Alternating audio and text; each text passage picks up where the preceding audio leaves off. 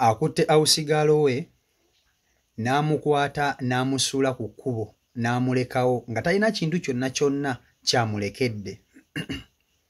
Agambye mbu gwe wenna eyeetaaga omukozi w'ewaka kikino jangu okyetwalire.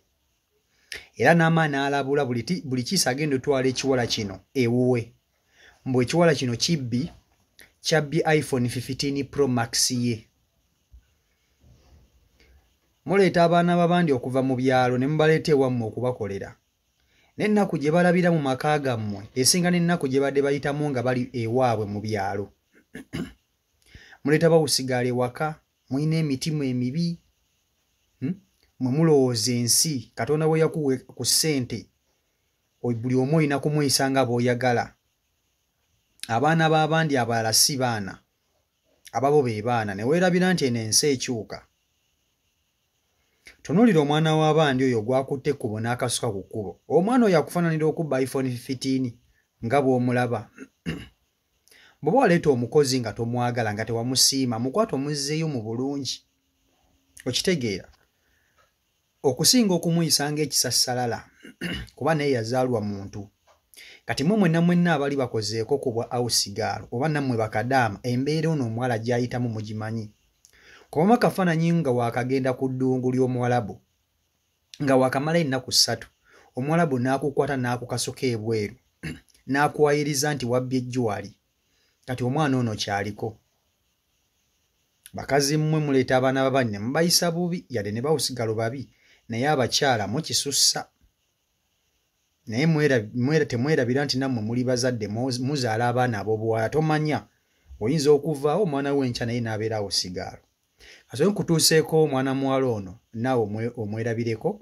Vidiyo nkusaba ogimpereka like etambule tuke ku buli muntu. Kiki ekikozi ky'ewaka? Kiki ekibbi? Kikyo? Kikyo?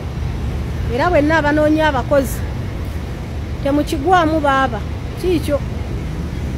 Kyasitukidde mu iPhone ne ssente. Kikyo? Bannange mwenna abanoonya omukozi temukigwamu. Ekibbi kikyo? Kikyo? Bakireese kyasuze wako omulundi gumu ne kisitukira mu iPhone. Olunaku lumu ne kisitukira mu iPhone. Bakireese kiro kumanya kyasituse na iPhone. Kikyo? Buli anoonya omukozi takigwamu. Kikyo ekibbi? Kikyo? Bannange mulabe ekiwala kino. Mutunenya okuba n'omumwa naye mulabe ekiwala. Mulabe ebintu ekibyanjadde. Mulabe. Mukama. Gwennacha tomanyi wetwoleza bintu. Laba oyaye mulabe. Mwane babino. Kyemuva mulaba mugenda kuzunga. Tomanyi wetwoleza bintu nnyabo. Nkumuza toyogera tomanyi wetwoleza bintu. Lwaki obyanjadde wano? Niba nange mulabe kino ekiwala. Gwona asobola wano? Gwona laba nama leka kola enjala zo ndabe. Waza ku bufumbo wano? Bagwemye musajja wa wano anoonya bakuwasa. Gana amala kwata jirito gasaleko kati. Mulabe. Sinki yiyo. Kijjayo ebintu giri daba. Kibyanjadde wano. Naye Mukama Katonda. Laba ebizi byayolezaamu. Laba ebizi. Kati wano oba oyimunguza. Kiwala gwegira yimuka ku bintu byange ogende wamu. Sijja kuso. Laba amaala. Nze Mukama wa sisiga njala osiga njala. Oli mulalu. Mama ono sijja musobola. Laba ochanjadde ebintu mwe bannange. Naye mwe ebiwala ebitegero bamubijjako wa. Laba kino tekinnamala wano ennaku 3. Laba amanyanga kyonna kirina amaala ogamba kyazze ku bufumbo. Bino si bye bijja ne bikolera omudagala ewaffe.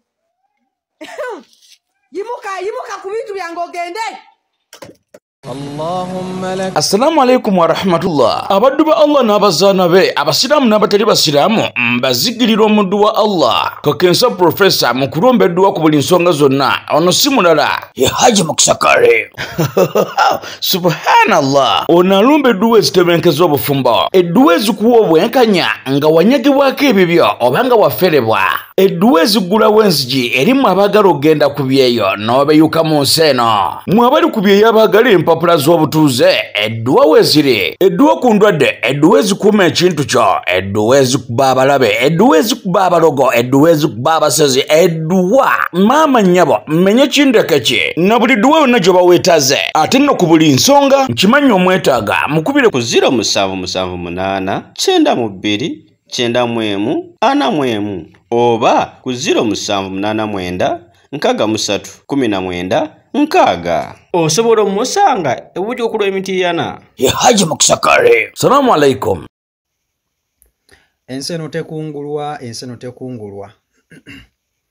kyokola omwana w'omulala Katonda ono alina engeri gy'asasulamu ebintu bye ate tewali kintu kyonna kisobola kutuuka ku mwana wo n'otakirabako.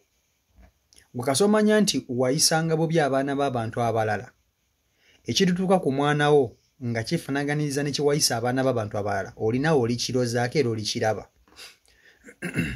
Mukwata abaana b'abaani ne mubajja mu byalo ne mubaleeta okubayamba ku mirimu. Okimanya emirimu egyo tosobola gyekolera, oleese omukozi ewaka. Naye omukozi omuleese waka otandise okumulabanga mujjawo. Olw'okuba mukazi wattu afaanana bubi otandise okumusosola. Alinga ng'ali ku ddungu e Uganda naye ng'ate ali ku butaka. Okitegeera empisa gy'omuyisaamu eringa y'Abawalabu engeri gye bayisaamu bannayuganda ebweru. Mwana abandi omanyi gye wamujja. Bw'oba okimanyi nti omwana akukozeeko omusango oba akukoze bubi, mukwate kubira essimu eyamukuwa omuzzeyo mu bulungi omugambe nti ono omuwala olw'ensonga bweti ne bweti tugenda kusobola kukwatagana naye. Oggyeyo kamera omutadde ku kkubo, buli omu atunuulira oyo omuwadde akasawo, otandise okumulikoodinga omulamirizaako ebigambo ebibi ebiba bimutambulirako, nga bw'agenda okuwuuzuma nga mubbi, nga bw'agenda okubonaabona, byonna ng'obigamba awusigalo. Okitegeera ne waba kukozeeko obukyamu kubire oyo omuwala singa yabadde yabbye essimu wandibadde okubira omuntu eyamukuwa n'omugamba nti omuwala ono gwe wandeetera yabbye essimu yange naye njagala omunone ne mutula mu nsonga ezo n'omuntu eyamukuwa. Naye okutta omwana w'abandi omutadde ku kkubo, oli kumuswazaswaza, oli mu kumuvulungavulunga, omukolimira, omukaasingako ebigambo ebikyamu nga ggwe atali muzadde. Bw'oba ng'okimanyi nti wazaala ku baana abawala, Katonda ate ayinza okukusasulamu mu ngeri endala. Omwana wo kalina atabeera awusigaalo naye ate n'okifiiringa obulumi mu ngeri endala. Okitegeera. So engeri gy'oyisaamu kati ematalinga nnyo era ekola kyamaanyi nnyo mu bulamu bw'abaana bo mu maaso. Kakati njagala tulabe omukyalo oyo eyasanze awusigaalo we ng'ayoleza ebintu ku kabalaza. N'amuboggolera n'amugamba nti ojja kufa ng'ozunga olw'okuba ayoleza ebintu ku kabalaza. Ebyo naffe twabikolanga. Ebyo naffe twabyolezanga ku kabalaza. Awo sirabawo musango n'ogumu. Naye olw'okuba nti tuli mu nsi eno nga abakazi balowooza nti bwe baba nga Mukama Katonda bawa ku ssente baamala balina kuyisa abaana b'abandi nga we baagala nga bisassalala, boogera bye baagala buli kimu. Bawusigalo nno bano bantu babi. Kituufu sikiwakana nze kuba nange abamu mbalaba. Naye ebikolwa by'aba awusigalo mu nnyumba zammwe mu contributinga kinene nnyo. Sewuunya awusigalo kera ku makya nayagala kukuloga kubanga nkimanyi muyisa bubi abaana abo. Mukeera ku makya ne muleeta abawala bakolera ne mutandika okubalabanga competition. N'omulabira ddala ng'omuntu agenda okutwalira omusajja. Bakazi mmwe mweddeko. Nina ekintu kye neewuunya. Lwaki ba awusigalo bano basinga kuba na buzibu n'abakazi bawaka?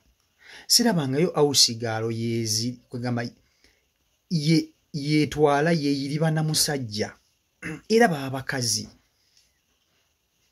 Sirabanko abasajja babeerawo nga tebalina n'abakazi n'aleeta omukozi w'ewaka naye tasobola kumuyisanga mukazi bw'amuyisa. tasobola kumuyisa nga mukazi wa mwisa naye omukazi akeera ku makya tandika okuyisa omwana w'abandi nga bw'ayagala kale ensi eribalamula ensi eribalamula si Omaiko Uganda YouTube channel kwoli njagala okubajjukiza nti Haji Mukisa Kale